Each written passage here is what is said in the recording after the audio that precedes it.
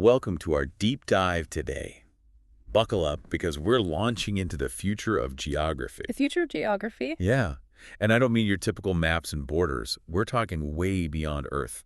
Okay, I'm intrigued. We're going to uncover how competition in space, all that stuff up there, is about to totally reshape our world. It's funny, right? What is? We often look to space as like this pristine escape from all the messes down here on Earth. Right, a fresh start. Exactly.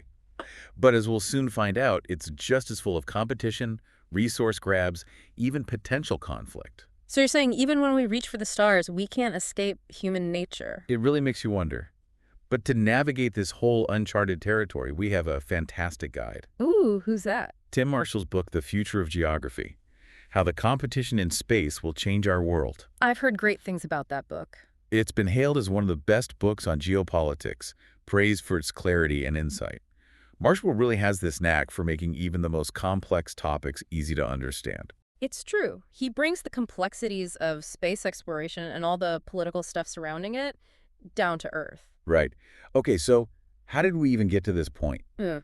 To grasp what's happening in space now, it's helpful to take a step back. A step back. Yeah, like a quick trip through time. Yeah. To see how humanity's understanding of the universe has, well, evolved. I'm with you. Looking back is always a good starting point. Totally.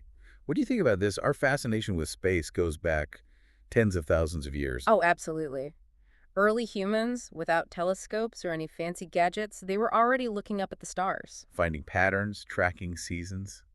Pretty amazing, huh? And they used those observations for practical things like navigating migrations or knowing when to plant crops. Talk about resourceful. Yeah. It really highlights that inborn curiosity we have about the stars, don't you think? Without a doubt. It's hardwired into our DNA. Some researchers believe those marks found on animal bones from like 30,000 years ago could even be lunar calendars. Wow, lunar calendars. And what about those 10,000-year-old cave paintings? Exactly. Some think they might depict constellations. No way. So fast forward a bit. As civilizations developed, so did their understanding of the universe. We can't forget the ancient Greeks. Of course, the Greeks, with their geocentric model. That's the idea that Earth is the center of everything, right? Yep, right in the middle of it all. It's easy to chuckle at that now, but you have to admire their ingenuity. Yeah. Can you imagine trying to understand the universe just by staring up at the sky? They made some impressive leaps. Take Aristarchus, for example, back in the 3rd century BC. He actually proposed that the Earth revolved around the sun. Wait, really? So the heliocentric model was actually considered way back then? It was. Unfortunately, his ideas were rejected at the time. I guess even brilliant minds can be limited by what people believe. It's a shame a lot of that astronomical knowledge was lost in Europe during the early Middle Ages. What a setback. True. But it was thankfully reintroduced through interactions with the Islamic world. Think about individuals like Gerard of Cremona. Gerard of Cremona, refresh my memory. He was a scholar who dedicated his life to translating over 80 scientific works from Arabic into Latin. Wow, 80. What kind of works? Crucial ones, including Ptolemy's Almagest. Without those translations, who knows where we'd be today? Those translators laid the groundwork for the scientific revolution? Then we have Copernicus and Galileo in the 16th and 17th centuries. Giants who built on that, reintroduced knowledge, and really shook things up. They didn't hold back. Challenging the whole Earth-centered view of the universe was a dangerous move back then. Definitely risky. Think about Galileo and his telescope. He was looking at Jupiter's moons and, well, everything else up there. By observing the planets and backing up Copernicus's heliocentric model, he got himself in hot water. Accused of heresy, wasn't he? What a time to be alive. It was. His famous quote, "And yet it moves," perfectly captures his defiance. That's a great quote. And yet it moves. It really sums up that constant tension between new scientific discoveries and, people resisting change. Absolutely. Fast forward to the 20th century, bam! It was an explosion of astronomical breakthroughs. The Big Bang Theory. The Big Bang. It's hard to imagine a time before that idea. Right. And then the discovery that galaxies are moving away from us, indicating an expanding universe. Plus, the launch of the Hubble Space Telescope, allowing us to see billions of years into the past. Marshall calls it the century of miracles and wonders. And then we get quantum mechanics and Einstein's theories of relativity. Now, those concepts are seriously mind-boggling. They challenged everything we thought we knew about how the universe works. Einstein even rejected quantum entanglement, calling it spooky action at a distance. It suggested that particles could influence each other instantly across vast distances, seemingly going against his own theory that nothing could travel faster than light. It shows how even the most brilliant minds struggle to wrap their heads around these concepts. And as if the vastness of space and the strangeness of quantum mechanics weren't enough, humans decided to add another layer of complexity. Politics. Exactly. And this is where the story of space exploration takes a dramatic turn. Because all those scientific breakthroughs didn't happen in a vacuum. They were heavily shaped by what was happening in the world, especially the Cold War. Right. You had the U.S. and the Soviet Union locked in this intense rivalry, each trying to prove their technological superiority. And space became the ultimate arena to showcase that. It wasn't just about exploring the unknown anymore. It became a race for dominance. Could you imagine the shock in America when the Soviets launched Sputnik 1 in 1957, the first artificial satellite to orbit Earth? Publicly, the Eisenhower administration downplayed it. Oh, I bet they did. But privately, they were sweating. It was a clear sign that the Soviets had taken the lead in the space race. And then, to rub salt in the wound, Sputnik 2 went up a month later, with Laika the dog on board. It was a huge propaganda victory for the Soviets. Talk about pressure on the U.S. to catch up. And then, the American Vanguard TV3 launch? That didn't go so well, did it? It was a disaster, a spectacular failure broadcast live on TV. Yeah. And of course, the Soviets, always ready with a jab, offered technical assistance to backward nations. Oh, they were good at that, weren't they? The Cold War was as much about perception and global prestige as it was about actual technological progress. Absolutely. The stakes were high. The whole world was watching to see who would come out on top.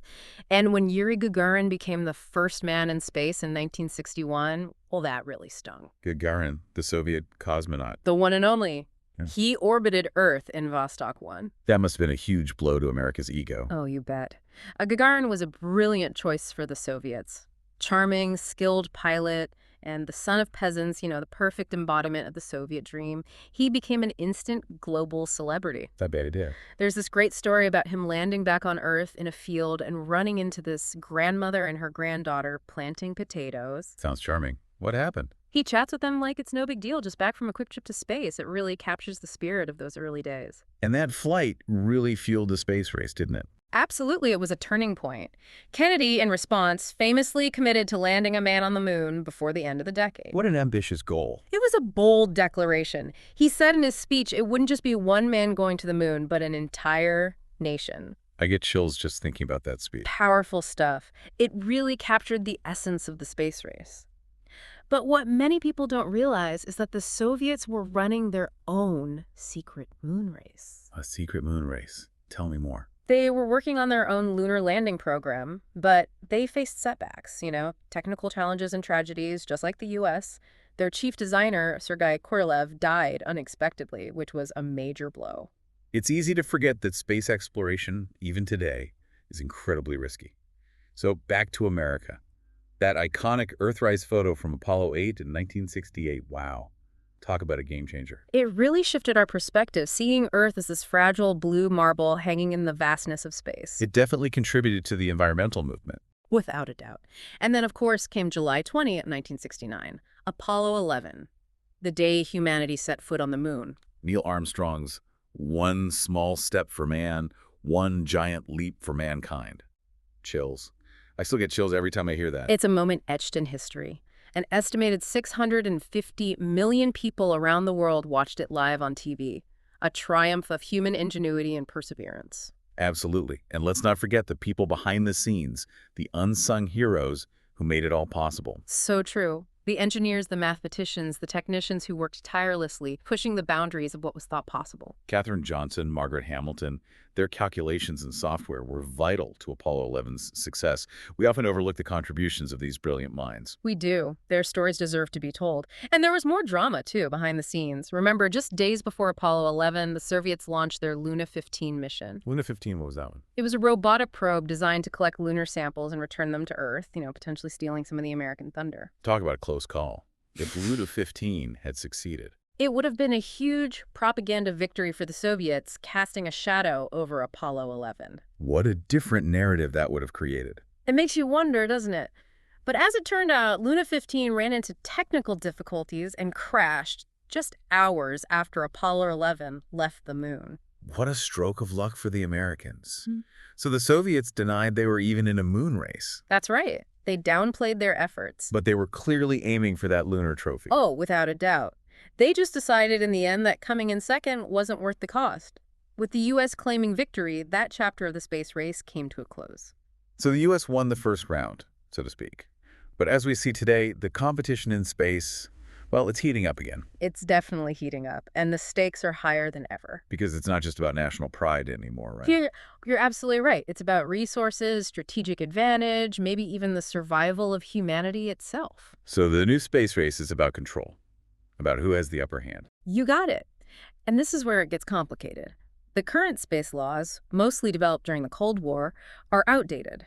They're just not equipped to handle this new reality. So we're operating without a clear rule book. That's concerning. It is. Take the Outer Space Treaty of 1967. It was a noble attempt to prevent countries from claiming ownership of space and emphasized peaceful uses, but But there's a but, isn't there? it's full of loopholes, unenforceable provisions. We're basically navigating a legal gray area when it comes to space.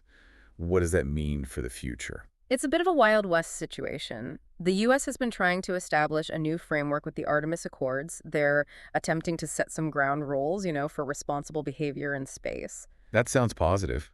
Why is there so much controversy around the Accords? Well, one of the main sticking points is that they allow for safety zones around lunar operations. Safety zones. What's wrong with that? Critics worry that these zones could become territories, essentially giving nations control over parts of the moon. Ugh.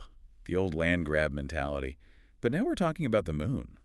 We really can't seem to escape our earthly tendencies, even when we reach for the stars. It's hard to shake off old habits, and the language of the Accords is pretty vague. The whole peaceful purposes concept is open to interpretation.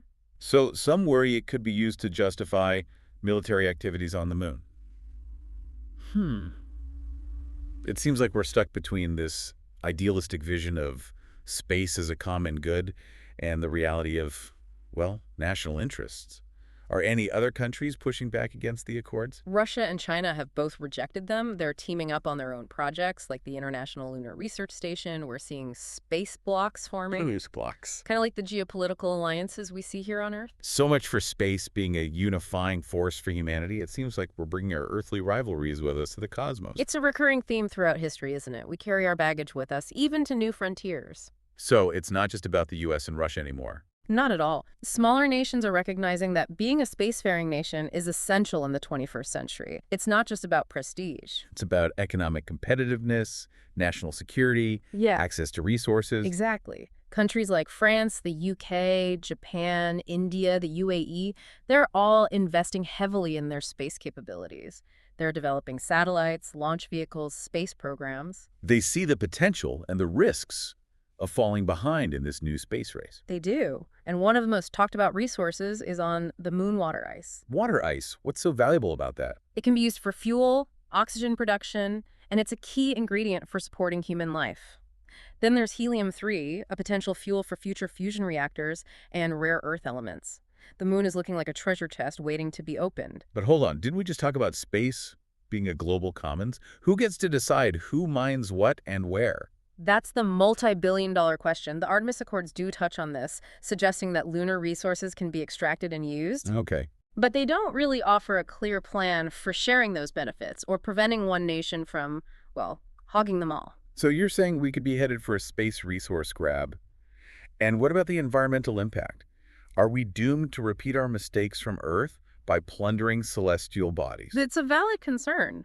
Sustainable space exploration needs to be at the forefront of these discussions. We have a chance to learn from our past and ensure our activities in space are responsible and sustainable. But the question is, are we willing to do that? So we've talked about the militarization of space, the competition for resources, and the fact that our space laws are woefully inadequate. What other challenges do we need to consider? One that often gets overlooked is the growing problem of space debris. Space debris. What is that exactly? Old satellites, lost tools, that kind of thing. It's a lot more serious than that. There are millions of pieces of debris orbiting Earth, defunct satellites, spent rocket stages, fragments from collisions, all zipping around at incredible speeds. That sounds dangerous. It is. They pose a real threat to operational satellites and spacecraft. So we're basically turning space into a cosmic minefield. A good analogy. And the more we launch, the worse it gets. And it could lead to something called the Kessler syndrome. Kessler syndrome. Yeah. Sounds ominous. Imagine the density of debris in low Earth orbit gets so high that collisions become so frequent it triggers a runaway chain reaction. Like a domino effect. Exactly. Creating more and more debris until, eventually, space travel becomes impossible. We could end up trapped on Earth, caged in by our own space junk. That's a scary thought. It's not just science fiction, it's a real possibility. And in 2021, Russia tested an anti-satellite weapon. An ASAT, what did they do? They blew up one of their own satellites, creating this massive cloud of debris that even put the International Space Station at risk. That seems incredibly irresponsible knowing the risks. It was condemned by many, but it highlights the growing threat of these weapons and the urgent need for better regulations. It seems like we're facing a perfect storm. A new space race, a scramble for resources, inadequate laws, and this growing threat from space junk. Where do you see all of this leading us? It's a complex situation. Predicting the future is never easy. But one thing's for sure, China is shaking things up. They're aiming for leadership in space. Marshall's book really dives into China's impressive advancements. They've sent rovers to the moon, built their own space station, and are making plans for a lunar base. They're moving fast. They're not wasting any time. They have some advantages, too.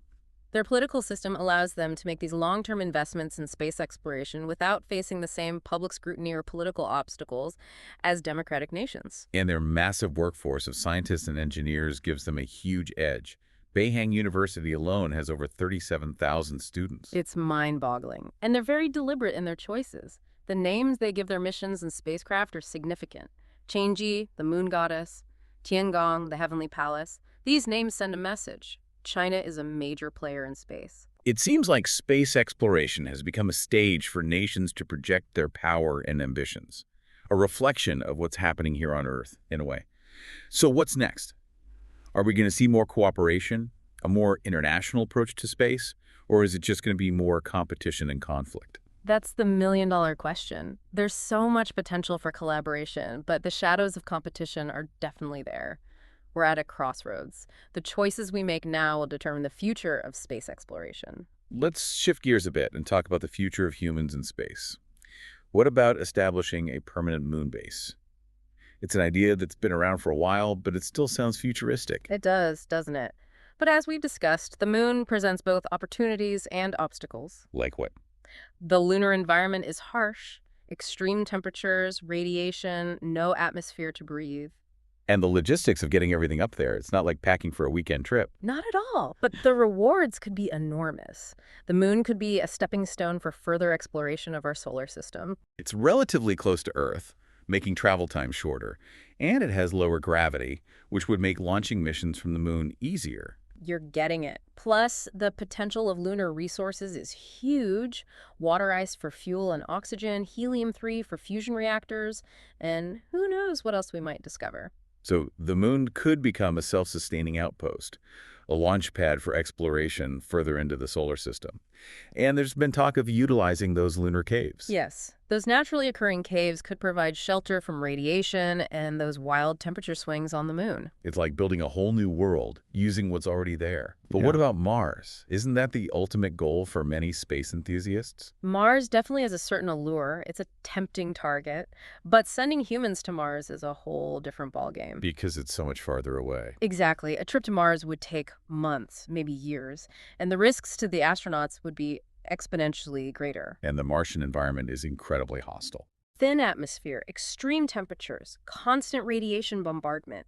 Making Mars habitable for humans would require immense technological leaps and a massive investment of resources. Elon Musk, with SpaceX, has been pretty vocal about his plans for Mars colonization. He has. He's even talking about sending 1 million people to Mars by 2050. 1 million people? Wow. Is that even remotely realistic? Musk is a visionary, no doubt, but some experts, like astrophysicist Martin Rees, have called those Mars plans a dangerous It's a delusion. dangerous delusion. They argue that we need to focus on solving problems here on Earth first. Yeah. Climate change, poverty, inequality, those kinds of things, instead of setting our sights on colonizing other planets. It's a valid point. It's a debate worth having. Here. Can we pursue space exploration while also addressing those pressing issues here at home, Hmm. or are those goals mutually exclusive? I believe we can find a balance. Space exploration has historically driven innovation that benefits us here on Earth. True.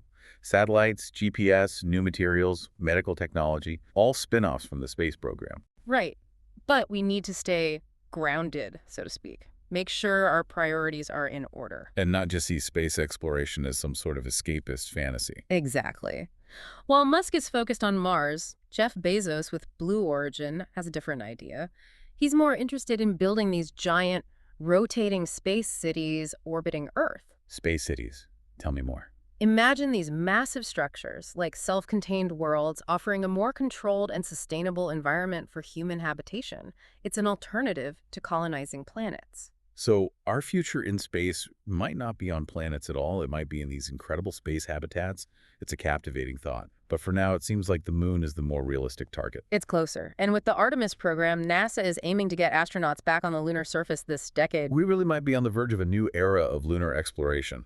All these developments, it's an exciting time to be following what's happening in space. It is an exciting time. It feels like we're right on the edge of a whole new chapter in space exploration, filled with possibilities, but also some serious risks.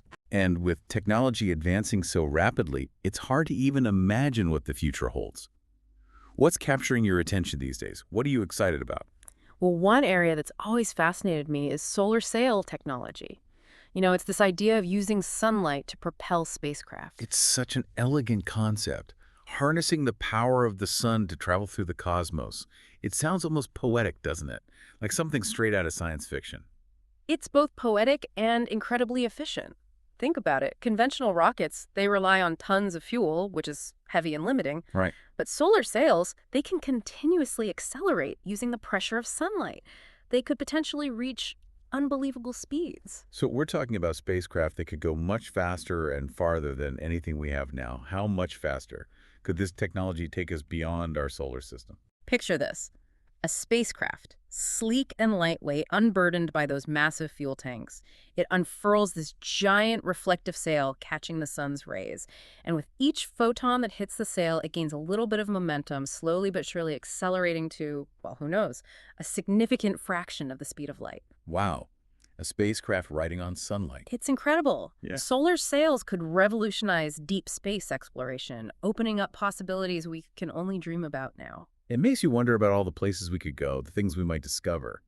But with all this talk about Mars colonization, lunar mining, even building space cities, it begs the question, why are we so driven to venture out into space?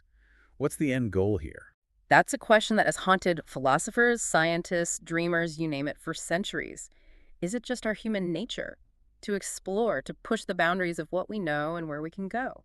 Are we looking for new frontiers to guarantee the survival of our species? Or are we just trying to, well, escape the problems we've created here on Earth? Some argue that our focus should be on fixing those problems, climate change, poverty, inequality, before we even think about colonizing other planets. It's a valid perspective, for sure. It is. What are your thoughts on that? It's a really important point. We can't ignore the very real challenges facing us here on Earth. But then there's the argument that becoming a multiplanetary species is precisely how we ensure our long-term survival. Meaning? Well, imagine something catastrophic happening to Earth. Like what? A giant asteroid impact, a global pandemic, even a man-made environmental disaster. Something that makes Earth uninhabitable. That's a grim thought. It is. But having a backup plan, a second home among the stars, that might be our only hope. It makes you think. But here's another question. If we haven't learned to live sustainably on one planet, what makes us think we can do it on another? That's the real challenge, isn't it? Space exploration could give us a fresh start, a chance to do things differently, but we have to learn from our mistakes. To approach space exploration with sustainability and responsibility, or else we'll end up repeating the same patterns of exploitation and environmental destruction. It's a real concern. It is, but there's also the argument that space exploration leads to all sorts of amazing advancements that benefit us right here on Earth. That's true. Satellite technology, GPS, Advanced materials, medical imaging techniques, all these things we rely on today came from the space program. And who knows what incredible breakthroughs are still waiting for us as we continue to explore. New sources of energy, new materials, maybe even new forms of life. It's so exciting. It is. The possibilities are literally But endless. it's a bit overwhelming too, wouldn't you say? Yeah. As we go deeper into space, we have to think about the ethical and philosophical side of things. What are the consequences of our actions? We can't just barge in without thinking. You're absolutely right. We have to grapple with the big questions. Who gets to claim resources in space? How do we ensure that everyone benefits from space exploration, not just a select few? Do we have responsibilities to other celestial bodies, maybe even extraterrestrial life? Those are some heavy questions. They are. But they're questions we need to be asking ourselves now, right at this moment, as we embark on this next chapter of human history. Marshall's book does a fantastic job of highlighting those very questions and the opportunities and challenges we face in this new space age. It's definitely a must-read. It's been quite an adventure today, from ancient stargazers, lunar bases, space junk, to solar sails. It's incredible how far we've come. And how far we still have to go. We've barely scratched the surface. So much to explore, so much to learn. Thanks so much for sharing your expertise with us today. And to our listeners, thanks for joining us on this deep dive into the future of geography. We hope this has given you a glimpse into the amazing possibilities and complexities of what lies ahead in space. We hope so. We'll leave you with one last thought. Should we be focused on fixing things here at home before we venture further into space? Or is becoming a multiplanetary species the key to our survival? It's a question with no easy answers, but it's a question worth pondering. Until next time, keep looking up.